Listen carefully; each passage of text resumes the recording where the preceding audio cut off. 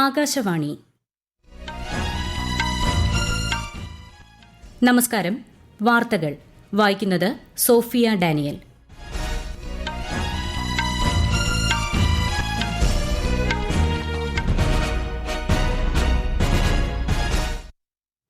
പ്രധാന വാർത്തകൾ. G7 ഉച്ചകോടിയിൽ പങ്കെടുക്കുന്നതിനായി പ്രധാനമന്ത്രി നരേന്ദ്രമോദി നാളെ ഇറ്റലിയിലേക്ക്. ആന്ധ്രാപ്രദേശ് മുഖ്യമന്ത്രിയായി എൻ ചന്ദ്രബാബു നായിഡുവും ഒഡീഷ മുഖ്യമന്ത്രിയായി മോഹൻ ചരൺ മാഞ്ചിയും സത്യപ്രതിജ്ഞ ചെയ്തു. കുവൈറ്റിൽ ഫ്ളാറ്റ് സമുച്ചയത്തിന് തീപിടിച്ച് മലയാളികൾ ഉൾപ്പെടെ 40-ലേറെ പേർ മരിച്ചു. ദുരന്തത്തിൽ അനുശോചിച്ച് പ്രധാനമന്ത്രി ഉൾപ്പെടെയുള്ള പ്രമുഖർ. സഹായം ഉറപ്പാക്കാൻ വിദേശകാര്യ സഹമന്ത്രി കുവൈറ്റിലേക്ക്. നിയമസഭാ സമ്മേളനം താൽക്കാലികമായി പിരിഞ്ഞു. ലോക കേരള സഭയുടെ 4ാം പതിപ്പിന് നാളെ തിരുവനന്തപുരത്ത് തുടക്കം. 2020 ലോകകപ്പ് ക്രിക്കറ്റിൽ ഇന്ത്യ ഇന്ന് അമേരിക്കയെ നേരിടും. വാർത്തകൾ വിശദമായി. G7 ഉച്ചകോടിയിൽ പങ്കെടുക്കുന്നതിനായി പ്രധാനമന്ത്രി നരേന്ദ്രമോദി നാളെ ഇറ്റലിയിലേക്ക് യാത്ര തിരിക്കും. തുടർച്ചയായി 3ാം തവണയും പ്രധാനമന്ത്രി സ്ഥാനത്തെത്തിയ ശേഷമുള്ള ശ്രീ നരേന്ദ്രമോദിയുടെ ആദ്യ വിദേശയാത്രയാണിത്. ഉച്ചകോടിയിൽ സംബന്ധിക്കുന്ന രാജ്യങ്ങളിലെ നേതാക്കളുമായി ഇന്ത്യൻ പ്രധാനമന്ത്രി ആശയവിനിമയം നടത്തും. ഇറ്റാലിയൻ പ്രധാനമന്ത്രി ജോർജിയ മെലോണിയുമായി ശ്രീ നരേന്ദ്രമോദി കൂടിക്കാഴ്ച നടത്തും. G7 രാജ്യങ്ങളിൽ ഉൾപ്പെടുന്നില്ലെങ്കിലും ക്ഷണപ്രകാരമാണ് ഇന്ത്യ ഉച്ചകോടിയിൽ സംബന്ധിക്കുന്നത്. ഈ മാസം സ്വിറ്റ്സർലാൻഡിൽ നടക്കുന്ന യുക്രൈൻ സമാധാന ഉച്ചകോടിയിലും ഇന്ത്യ സംബന്ധിക്കുമെന്ന് വിദേശകാര്യ സെക്രട്ടറി വിനയ് ക്വത്ര അറിയിച്ചു. 18ാം ലോക്സഭയുടെ ആദ്യ സമ്മേളനം ഈ മാസം 24-ന് ആരംഭിക്കും. പുതുതായി തിരഞ്ഞെടുക്കപ്പെട്ട അംഗങ്ങളുടെ സത്യപ്രതിജ്ഞ, സ്പീക്കർ തിരഞ്ഞെടുപ്പ്, രാഷ്ട്രപതിയുടെ അഭിസംബോധന എന്നിവ സമ്മേളന കാലയളവിൽ നടക്കും. അടുത്ത മാസം 3 വരെയാണ് സമ്മേളനം. രാജ്യസഭയുടെ 264ാമത് സമ്മേളനവും ഈ മാസം 27 മുതൽ ജൂലൈ 3 വരെ ചേരും. രാജ്യത്തെ സേവിക്കുക എന്നതാണ് സർക്കാരിന്റെ കടമയെന്നും 140 കോടി ഇന്ത്യക്കാരുടെ അഭിലാഷങ്ങൾ നിറവേറ്റുന്നതിനുള്ള മികച്ച വേദിയാണ് പാർലമെന്റെന്നും കേന്ദ്ര പാർലമെന്ററികാര്യ മന്ത്രി കിരൺ റിജിജു പറഞ്ഞു. ആന്ധ്രാപ്രദേശ് മുഖ്യമന്ത്രിയായി തെലുങ്കുദേശം പാർട്ടി അധ്യക്ഷൻ എൻ ചന്ദ്രബാബു നായിഡു സത്യപ്രതിജ്ഞ ചെയ്ത് അധികാരമേറ്റു. കൃഷ്ണ ജില്ലയിലെ കേസരപള്ളി IT പാർക്കിൽ നടന്ന ചടങ്ങിൽ ഗവർണർ S. അബ്ദുൾ നസീർ സത്യവാചകം ചൊല്ലിക്കൊടുത്തു. 24 മന്ത്രിമാരും മുഖ്യമന്ത്രിക്കൊപ്പം സത്യപ്രതിജ്ഞ ചെയ്തു. ജനസേനയിൽ നിന്ന് 3 പേരും BJPയിൽ നിന്ന് 1 മന്ത്രിയുമാണ് പുതിയ മന്ത്രിസഭയിലുള്ളത്. ജനസേന പാർട്ടി അധ്യക്ഷൻ Pawan Kalyan, TDP general secretary Nara Lokesh, മുതിർന്ന BJP നേതാവ് സത്യകുമാർ യാദവ് എന്നിവർ സത്യപ്രതിജ്ഞ ചെയ്ത മന്ത്രിമാരിൽ ഉൾപ്പെടുന്നു. പ്രധാനമന്ത്രി നരേന്ദ്രമോദി ചടങ്ങിൽ മുഖ്യാതിഥിയായി പങ്കെടുത്തു. കേന്ദ്ര ആഭ്യന്തരമന്ത്രി അമിത്ഷാ, മന്ത്രിമാരായ JP നഡ്ഡ, നിതിൻ ഗഡ്കരി, കിഷൻ റെഡ്ഡി തുടങ്ങിയ പ്രമുഖരും ചടങ്ങിൽ പങ്കെടുത്തിരുന്നു. ഒഡീഷ മുഖ്യമന്ത്രിയായി മുതിർന്ന BJP നേതാവ് മോഹൻ ചരൺ മാഞ്ചി സത്യപ്രതിജ്ഞ ചെയ്തു. ഭുവനേശ്വറിലെ ജനതാ മൈതാനിൽ നടന്ന ചടങ്ങിൽ പ്രധാനമന്ത്രി നരേന്ദ്രമോദി ഉൾപ്പെടെയുള്ള മുതിർന്ന നേതാക്കൾ പങ്കെടുത്തു. ഉപമുഖ്യമന്ത്രിമാരായി കനക് വർദ്ധൻ സിംഗ് ദേവിനും പ്രവതി പരിദയ്ക്കുമൊപ്പം മറ്റു മന്ത്രിമാരും ഇന്ന് സത്യപ്രതിജ്ഞ ചെയ്തു. കേന്ദ്ര ആഭ്യന്തരമന്ത്രി അമിത്ഷാ, മന്ത്രിമാരായ ജുവൽ ഓറാം, അശ്വിനി വൈഷ്ണവ് തുടങ്ങിയവരും ചടങ്ങിൽ പങ്കെടുത്തു. കുവൈറ്റിലുണ്ടായ വൻ തീപിടുത്തത്തിൽ 40-ലധികം പേർക്ക് ജീവഹാനി. ഫ്ളാറ്റ് സമുച്ചയത്തിന് തീപിടിച്ച് 50-ലധികം പേർക്ക് പരിക്കേൽക്കുകയും ചെയ്തു. ദുരന്തത്തിൽ മലയാളികളും ഉൾപ്പെട്ടതായാണ് വിവരം. കുവൈറ്റിലെ ഇന്ത്യൻ അംബാസിഡർ സ്ഥലത്തെത്തിയിട്ടുണ്ട്. സംഭവവുമായി ബന്ധപ്പെട്ട് അടിയന്തര സഹായത്തിന് 965 65 50 5246 എന്ന എംബസിയുടെ ഹെൽപ്പ് ലൈൻ നമ്പറിൽ ബന്ധപ്പെടേണ്ടതാണ്. നമ്പർ ഒരിക്കൽ കൂടി 965 65 50 5246. ദുരന്തത്തിൽ ഉൾപ്പെട്ട ഇന്ത്യൻ പൌരന്മാർക്ക് പിന്തുണ ഉറപ്പാക്കുന്നതിനായി കേന്ദ്ര വിദേശകാര്യ സഹമന്ത്രി കീർത്തി വർദ്ധൻ സിംഗ് കുവൈറ്റിലേക്ക് പുറപ്പെട്ടു. കുവൈറ്റിലെ ദുരന്തത്തിൽ പ്രധാനമന്ത്രി നരേന്ദ്രമോദി, വിദേശകാര്യമന്ത്രി S. ജയശങ്കർ, മുഖ്യമന്ത്രി പിണറായി വിജയൻ തുടങ്ങിയവർ അനുശോചനം രേഖപ്പെടുത്തി. ദുരന്തത്തിൽ മരിച്ചവരുടെ കുടുംബാംഗങ്ങൾക്കൊപ്പം നിലകൊള്ളുന്നതായി പറഞ്ഞ പ്രധാനമന്ത്രി പരിക്കേറ്റവർ എത്രയും വേഗം സുഖം പ്രാപിക്കാൻ പ്രാർത്ഥിക്കുന്നതായും അനുശോചന സന്ദേശത്തിൽ പറഞ്ഞു. ദുരന്ത ബാധിതരെ സഹായിക്കാൻ ഇന്ത്യൻ എംബസി കുവൈറ്റ് ഭരണകൂടവുമായി ചേർന്ന് പ്രവർത്തിക്കുകയാണെന്നും പ്രധാനമന്ത്രി അറിയിച്ചു.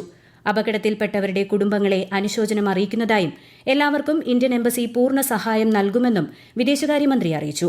തീപിടുത്തത്തിന്റെ വാർത്ത അതീവ ദുഃഖകരമാണെന്ന് മുഖ്യമന്ത്രി പറഞ്ഞു.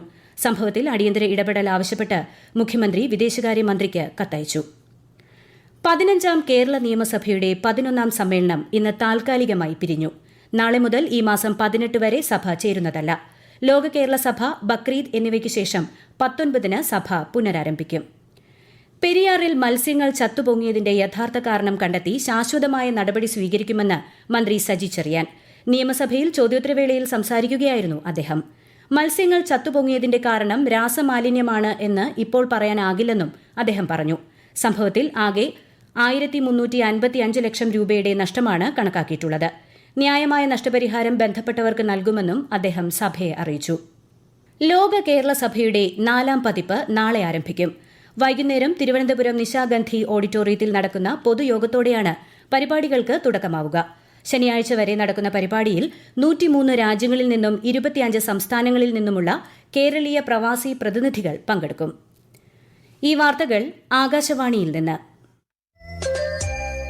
ആകാശവാണി വാർത്തകളും വാർത്താധിഷ്ഠിത പരിപാടികളും all India radio news Thiruvananthapuram എന്ന യൂട്യൂബ് ചാനലിൽ ലഭ്യമാണ്. കൂടുതൽ വാർത്തകൾക്കായി @all India radio news Thiruvananthapuram എന്ന ഫേസ്ബുക്ക് പേജും @AER_News_TVM എന്ന എക്സ് ഹാൻഡിലും സന്ദർശിക്കാം. വിധവകളുടെ ക്ഷേമവും മാനുഷിക അവകാശങ്ങൾ സംരക്ഷിക്കുന്നതുമായി ബന്ധപ്പെട്ട് കേന്ദ്ര സംസ്ഥാന സർക്കാരുകൾക്കും കേന്ദ്രഭരണ പ്രദേശങ്ങൾക്കും ദേശീയ മനുഷ്യാവകാശ കമ്മീഷൻ മാർഗനിർദ്ദേശങ്ങൾ പുറപ്പെടുവിച്ചു. വിധവകൾക്കുള്ള ക്ഷേമ പദ്ധതികളുടെ ആനുകൂല്യങ്ങൾ ഏകജാലക സംവിധാനത്തിലൂടെ വിതരണം ചെയ്യുന്നുണ്ടെന്ന് ഉറപ്പാക്കാൻ കമ്മീഷൻ നിർദ്ദേശിച്ചു. വിധവകൾക്കുള്ള ഷെൽട്ടർ ഹോമുകളുടെ വികസനവും പരിപാലനവും, ചൂഷണത്തിൽ നിന്നുള്ള സംരക്ഷണം, നൈപുണ്യ വികസനം, സാമ്പത്തിക സ്വാതന്ത്ര്യം, ആരോഗ്യ സംരക്ഷണ ലഭ്യത എന്നിവ ഉൾപ്പെടുന്ന 10 പ്രധാന മേഖലകളിൽ ശ്രദ്ധ കേന്ദ്രീകരിക്കാൻ മാർഗനിർദ്ദേശത്തിൽ പറയുന്നു. രാജ്യതലസ്ഥാനത്ത് ജലദുരുപയോഗവും ടാങ്കർ മാഫിയയും വ്യാപകമാകുന്നതിനെതിരെ ആം ആദ്മി പാർട്ടി നേതൃത്വത്തിലുള്ള ഡൽഹി സർക്കാരിനെ വിമർശിച്ച് സുപ്രീംകോടതി. ജലക്ഷാമം പരിഹരിക്കുന്നതിന് ഹിമാചൽ പ്രദേശിൽ നിന്ന് മിച്ച ജലം വിട്ടുനൽകണമെന്ന ഡൽഹി സർക്കാരിന്റെ ഹർജി പരിഗണിക്കുകയായിരുന്നു സുപ്രീംകോടതി. ജലദൌർലഭ്യം തടയാൻ സ്വീകരിച്ച നടപടി സംബന്ധിച്ച റിപ്പോർട്ട് സമർപ്പിക്കാൻ ഡൽഹി സർക്കാരിനോട് പരമോന്നത കോടതി ആവശ്യപ്പെട്ടു. വിഷയം നാളെ വീണ്ടും പരിഗണിക്കും. അതേസമയം ഡൽഹിയിൽ ജലക്ഷാമവുമായി ബന്ധപ്പെട്ട പരാതികൾ പരിഹരിക്കുന്നതിനും വാട്ടർ ടാങ്കറുകളുടെ സേവനം ഉറപ്പാക്കുന്നതിനും ഓരോ മേഖലയിലും അഡീഷണൽ ജില്ലാ മജിസ്ട്രേറ്റ്, സബ് ഡിവിഷണൽ മജിസ്ട്രേറ്റ് തല ഉദ്യോഗസ്ഥരെ വിന്യസിക്കാൻ ഡൽഹി സർക്കാർ തീരുമാനിച്ചു. പ്രധാന ജലവിതരണ പൈപ്പ് ലൈനുകളിൽ ചോർച്ചയില്ലെന്ന് ഉറപ്പുവരുത്താൻ സംഘം പരിശോധന നടത്തണമെന്നും ചോർച്ചയുണ്ടെങ്കിൽ 12 മണിക്കൂറിനുള്ളിൽ പരിഹരിക്കണമെന്നും ജലവകുപ്പ് മന്ത്രി ആതിഷി ഉദ്യോഗസ്ഥർക്ക് നിർദ്ദേശം നൽകി.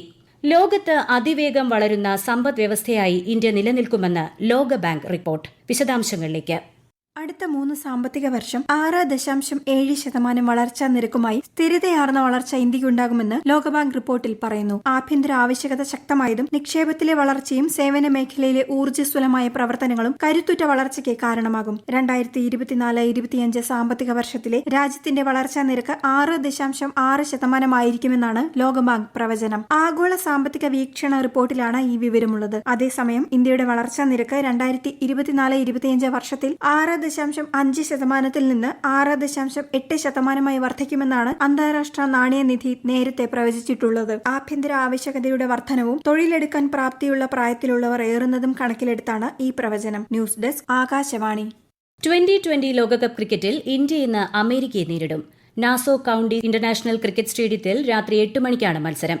ഗ്രൂപ്പ് എയിൽ ഇന്ത്യ 1-ാമതും USA 2-ാം സ്ഥാനത്തുമാണ്. അതേസമയം ഫ്ലോറിഡയിൽ ഇന്ന് നടക്കാനിരുന്ന ശ്രീലങ്ക-നേപ്പാൾ മത്സരം മഴ മൂലം ഉപേക്ഷിച്ചു. രാവിലെ നടന്ന മറ്റൊരു മത്സരത്തിൽ ഓസ്ട്രേലിയ നമീബിയയെ 9 വിക്കറ്റിന് പരാജയപ്പെടുത്തി.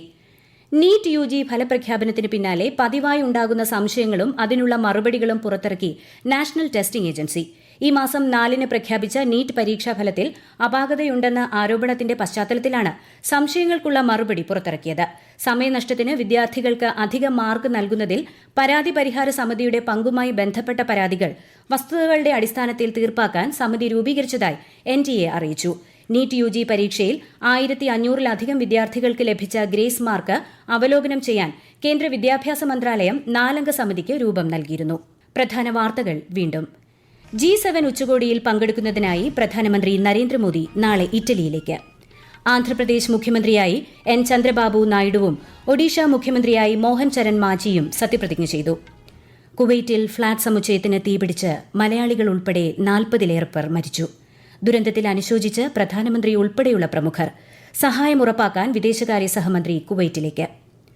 നിയമസഭാ സമ്മേളനം താൽക്കാലികമായി പിരിഞ്ഞു. ലോക കേരള സഭയുടെ 4-ാം പതിപ്പിന് നാളെ തിരുവനന്തപുരത്ത് തുടക്കം. 2020 ലോകകപ്പ് ക്രിക്കറ്റിൽ ഇന്ത്യ ഇന്ന് അമേരിക്കയെ നേരിടും. വാർത്തകൾ കഴിഞ്ഞു. അടുത്ത വാർത്താ പ്രക്ഷേപണം നാളെ രാവിലെ 6:45-ന്.